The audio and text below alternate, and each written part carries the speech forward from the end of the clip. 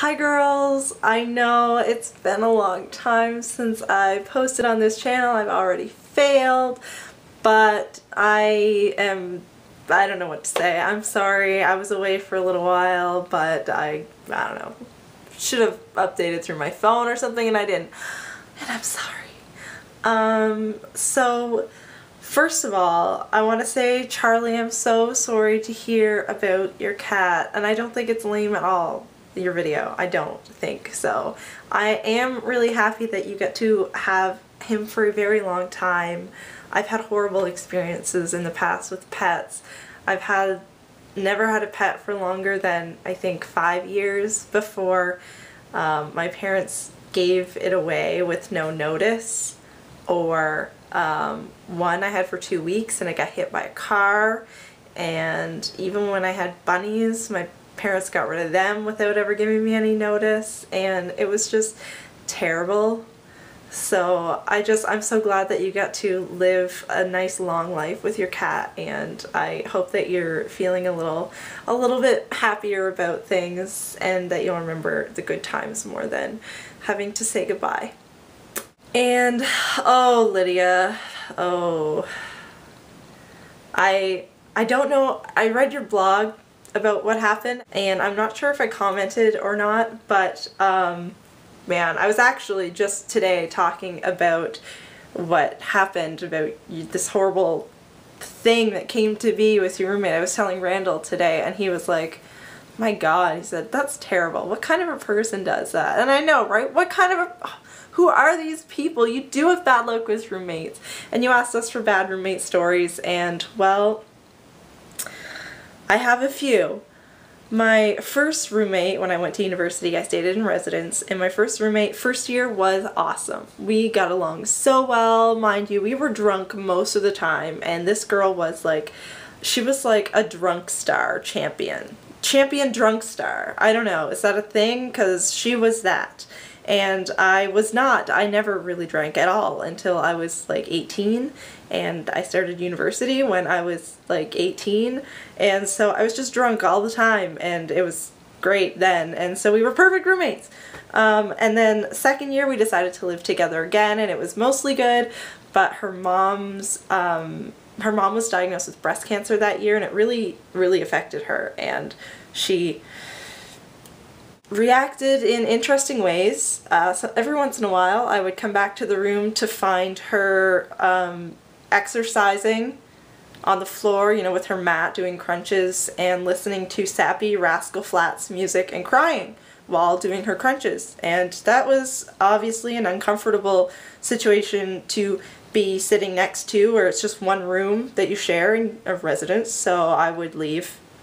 And but that didn't happen all the time, and she started dating kind of creepy people, but she didn't really bring them over, so it was still fine, and we were still friends. So we ended up getting a house together the next year, or an apartment in a house, and basically I constantly just stayed at Randall's with my friends in Randall and never went there other than to shower or between classes because it was next to university. Yeah. So the next year I moved in with other people. It worked out really well for the most part, but then one constantly smelled like body odor really badly, like reeking through the entire apartment, and then we just totally became not friends at all on vacation in the Dominican Republic between end of class and convocation, and we haven't really spoken since. So that wasn't very good. And then there were the guys that I lived with once I moved to Halifax 2.5 years ago. I lived with them for 2 years. One was awesome, quiet, still awesome, love that guy. He's like a brother to Randall and I. And then there was the other, who I used to be friends with before we moved in together. Then we didn't really hang out all that much. We didn't dislike each other, but he was kind of immature, and he liked to use the word gay and fag all the time, despite me telling him that I didn't like it. Then a misunderstanding took place when I made a joke that, you know, looking back, I probably shouldn't have, on Twitter. A friend of his read it, told him that I left messes intentionally around places because I didn't like that he said fag. Then a huge blowout happened while I was home on Christmas break, and we didn't talk really for about 1.5 years, even though we lived in the same apartment. We only really said hi in passing, and didn't really talk until about a month ago when we hung out with a whole bunch of mutual friends.